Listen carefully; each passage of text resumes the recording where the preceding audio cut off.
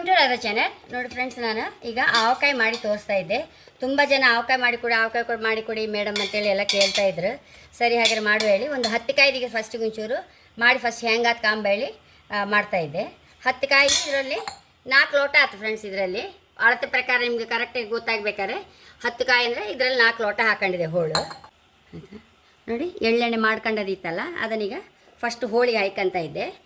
ಯಾವಾಗಲೂ ಆವಕಾಯಿ ಮಾಡುವಾಗ ಎಣ್ಣೆ ಹಾಕೊಂಡು ಬಿಡ್ಬೇಕು ಅದಕ್ಕೆ, ಆಗ ಲಾಯಕ್ಕೆಲ್ಲ ಹಿಡಿತದೆ ಅದಕ್ಕೆ. ಇದಕ್ಕೇನು ಅಳತೆ ಅಂದರೆ ಮಾಡಿದ ಕೂಡಲೇ ಗೊತ್ತಾಗುತ್ತೆ ನಮ್ಗೆ. ಮರುದಿವ್ಸಕ್ಕೆ ಸರಿ ಎಣ್ಣೆ ಮೇಲೆ ಬಂದರೆ ಅದು ಬೇಡ ನಮಗೆ. ಅಲ್ಲಿ ಅವುಗಳಾರೆ ಆಂಧ್ರದಲ್ಲಾರೆ ಫುಲ್ 1 ಇಂಚು ಎಣ್ಣೆ ಮೇಲೆ ಇರಬೇಕು ಅವರಿಗೆ. ನಮಗೇನು ಹಾಗೆ ಬೇಡ, ನಾವೆಲ್ಲ ಫ್ರಿಜ್ಜಲ್ಲಿ ಇಟ್ಕೊಂಡು ಬಿಡೋದಲ್ಲ, ನಮ್ಗೆ ಅಷ್ಟಷ್ಟು ಎಣ್ಣೆಯೂ ಬೇಡ. ಹಾಗೆ ನಾವು ತಿನ್ನುವಾಗೆ ನಾನು ಮಾಡಿ ತೋರಿಸ್ತಾ ಇದ್ದೆ. ಆಂಧ್ರದ ಕ್ರಮ ಫುಲ್ ಆಂಧ್ರದ ಕ್ರಮಸ ಅಲ್ಲ ಅದು. ನೋಡಿ, ಹೀಗೆ ಮಿಕ್ಸ್ ಮಾಡ್ಕೊಂಬ. ಇಷ್ಟಕ್ಕೆ ಸಾಧಾರಣ 250 ಗ್ರಾಮ್ ಮೆಣಸು ನೋಡಿ ಬೇಕಾಯ್ತು. ನಾವು ಲೋಟ ಅಳತೆ ಪ್ರಕಾರ ಬೇಕಾದ್ರೆ 1 ಲೋಟೆ ಹಾಕತ್ತೆ ನಾನು.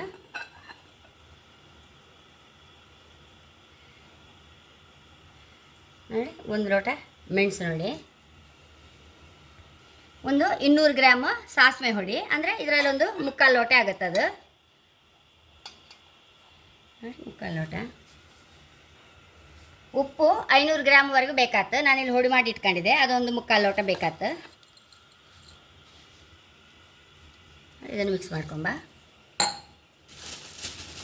ನೋಡಿ, ಮೆಂತೆ 1-2 ಟೇಬಲ್ ಸ್ಪೂನ್ ಹಾಕಷ್ಟು.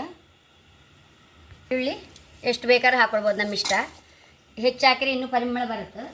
ನಾವು ಸಿಪ್ಪೆ ಸೌದು ಹಾಕಲೇಬಾರ್ದು, ಅಲ್ಲೆಲ್ಲ ಹೀಗೆ ಹಾಕ್ತಾರೆ, ಅಂದರೆ ಗಟ್ಟಿ ಇರುತ್ತಂತೆ ಫ್ರೆಂಡ್ಸ್. ಅದಕ್ಕೆ ನೋಡಿ, ಆವಕಾಯಿ ರೆಡಿಯಾಗಿ ಆಯಿತು. ಇದನ್ನು ಲಾಕ್ ಮಾಡಿ ಮಿಕ್ಸ್ ಮಾಡ್ಕೊಂಬ. ಸ್ವಲ್ಪ ತಡೆದು ಈಗ ಒಂದು 10 ಆಯ್ತಲ್ಲ, ಒಂದು 3 ಗಂಟೆ 4 ಗಂಟೆಗೆ ಗೊತ್ತಾಗ್ತದೆ ಎಂತ ಆಯ್ತು ಹೇಳಿ. ಎಣ್ಣೆ ಕಡಿಮೆ ಆಮೇಲೆ ಸಹ ಹಾಕ್ಕೊಳ್ಬೋದು ನಾವು. ಊರು ಮುಂಚೆ ಒಂದೊಂದು ರಾಶಿ ಎಣ್ಣೆ ಹಾಕೊಳಕ್ಕಂತಿಲ್ಲ.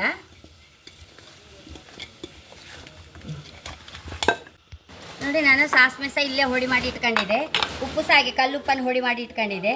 ಮೆಣಸು ಸಹ ಹಾಗೆ ಮನೆಯಲ್ಲೇ ಮಿಕ್ಸಿಯಲ್ಲೇ ಹೊಡಿ ಮಾಡಿ ಇಟ್ಕೊಂಡಿದ್ದೆ. ಹಾಗಾಗಿ ಇನ್ನೂ ರುಚಿ ಜಾಸ್ತಿ ಇರುತ್ತಿದ್ದು. ಹಾಗೆ ಎಷ್ಟೋ ರುಚಿಯಾದ ಆವಕಾಯಿ ರೆಡಿಯಾಗಿದೆ. ಸಾಯಂಕಾಲಕ್ಕೆ ಇದೆಲ್ಲ ಗೊತ್ತಾಗುತ್ತೆ. ನಾನು ಮತ್ತೆ ಪುನಃ ಸಾಯಂಕಾಲ ಅಥವಾ ನಾಳೆ ತೋರಿಸ್ದೆ. ಹಾಗೆ ನನ್ನ ಚಾನಲ್ ಇಷ್ಟ ಆದರೆ ಸಬ್ಸ್ಕ್ರೈಬ್ ಮಾಡಿ, ಲೈಕ್ ಮಾಡಿ, ಕಾಮೆಂಟ್ ಮಾಡೋದಂತೂ ಮರಲೇಬೇಡಿ. Thank you.